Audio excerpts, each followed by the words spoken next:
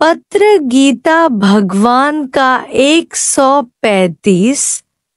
तुम सबको ज्ञान सुना के इस कार्य में लगा दो तो अपने आप उन्नति करता जाएगा, गिरेगा, ठोकर खाएगा, फिर स्वयं चढ़ भी जाएगा। तरह तरह के अनुभव मिलेंगे नहीं तो गोबर गणेश ही रह जाएगा। कोई भी दुहा खाता है तो उसमें दुहखी हो तो इसका मतलब है कि सुमिरन सच्चा नहीं किया है, क्योंकि प्रभु के सुमिरन दुहख न संतापे की स्थिति नहीं हुई है। सुमिरन माना अपने को जानना। तुम दूसरों को जाने में लग गए हो, केवल अपने आप को पहचानना भूल गए हो। दूसरा ऐसा क्यों चलता है, दूसरा कहाँ खड़ा है, ये चढ़ा हुआ है, ये गिरा हुआ है। दूसरे को गुरु ज्यादा प्यार करता है, दूसरा प्यारा अधिक है, मैं कम हूँ। मतलब तो सभी द्वैतवादी हैं, पर अद्वैत और समता योग पक्का इलाज है। जैसे आकाश में नीलापन अपना ख्याल है, ऐसे ही तेरी नजर का धोखा है। द्वैत दूसरा देखे दूसरे का बेटा। ज्ञान सरल है या कठिन है, पर है एक ही बात कि जहां तहां अपना आप देखो। तुम भले देह भाव में बातें करो, पर गुरु आत्मा में टिका है तो वहीं से ही जवाब देगा। जब तक तुम आत्मा में नहीं टिके हो तब तक गुरु से किसी बात में नहीं बन सकोगे। जब तक देह की बुद्धि है तब तक गुरु से अंत तक लड़ाई रहेगी। पानी एक जगह स्थिर रख दो तो मिट्टी अपने आप गहराई में चली जाएगी। ऐसे तुम भी सोचना विचारना बंद करो तो विकार द्वैत सहित अपने आप खत्म हो जाएंगे। सोचने पर गड़बड़ में पड़ जाओगे। Tension not. कोई भी बोझा अपने सिर पर ख्यालों का मत रखो। जो भी हो रहा है ठीक ही हो रहा है। 16 आना नहीं पर 20 आना विश्वास होना चाहिए, न टूटने वाला। कभी भी अपने दिल को मैला मत करो। जो गुरु गाली नहीं दे सकता वह गाय को घास खिलाकर उससे दूध ले जाता है, मतलब मीठी वाणी चलाकर तुम्हारा धन ले जाता है। तुम गालियों के बिना उन्नति नहीं कर सकते। मन रावण को जितनी भी मार पड़े कम है। तैयार होकर बैठो, गुरु गाली तेरी असर नहीं करती है। देह अभिमान छोड़ो तो ये गाली भी फूल लगेगी। दुश्मन की दुआ डराती है, साजन की गालियां भी सुहाती हैं। गालियों में श्री कृष्ण की मुरली सुनाई पड़ती है।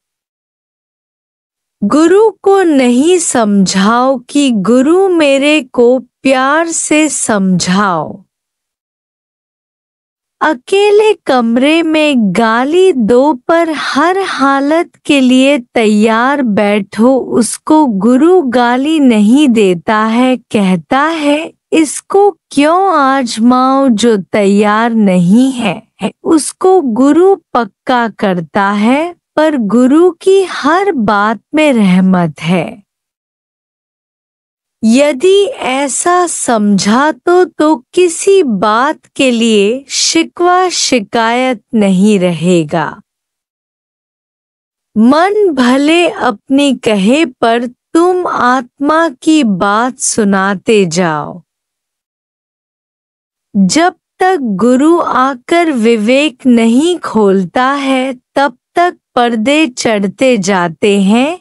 जीत भाव के, माया के मेरे आत्मा इतनी सूक्ष्म है कि जो मन बुद्धि से वाणी से परे है ये भी मेरे को नहीं जान सकते, पर एक विश्वासी जीत जाता है। सद्गुरु न केवल सामने पर कितना दूर भी हो तुम्हारी नाव को बचाता है, डूबने नहीं देता है। भगवान कोई एक ही शरीर में नहीं है, वह करोड़ों भुजाओं वाला है जिससे वह हमारी सारी संभाल करता है। तुम बिना स्वामी के नहीं हो, तुम्हारे सिर के ऊपर प्रभु की मेहर का हाथ है। वह डोरी ढीली छोड़कर बैठा है, भले घूमो फिरो, जब डोरी खींचनी होगी खींच लेगा। जिसने सच्चे दिल से गुरु की शरण ली है वह करोड़ों मील दूरी से भी अपनी सहायता देकर उसे शक्ति देता है। तुम सींग का कनेक्शन सागर से मत तोड़ो तो तुम्हें कोई भी छू नहीं सकता है। प्रभु के सेवक को न पहुँचे, दाता तुम्हारा दिल देखता है। तुम्हारे दिल में उसका डेरा है जो दोस्त है। दोस्त को दिल में इतनी मजबूती से बिठाओ कि कोई लाख कोशिश करे तो भी निकाल न सके। पक्का निश्चय रखो कि भगवान मेरा है, बल्कि मैं भगवान का हूँ। मैं उसका हूँ तो वह भी निश्चित रूप से मेरा है। मैं और वो एक हैं, यह निश्चय तुमको करना है।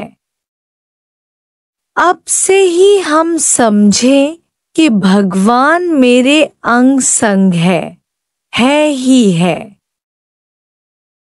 तो हर पल हर दम याद है, यदि दूर है तो नजदीक आएगा तो उसके कर्म दिखाई देंगे। इससे प्यार किया, मेरे से बात नहीं किया। मेरे को ऐसा क्यों कहा, उसके घर रहा मेरे घर क्यों नहीं रहा। खाना नहीं खाया। मैंने पहले ही समझा कि मेरे से प्यार कम है। जब कर्म देखना बंद करो तो गुरु को बुलाना, नहीं तो व्यर्थ ही मेरा और अपना समय बर्बाद नहीं करो। करतापने के जहरीले सांप से छूटो, हमें भी छुटाओ।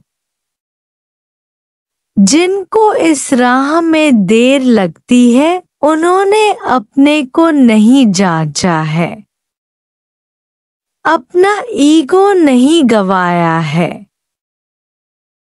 सयाने होकर अपने को, दूसरों को व गुरु को जांचा है।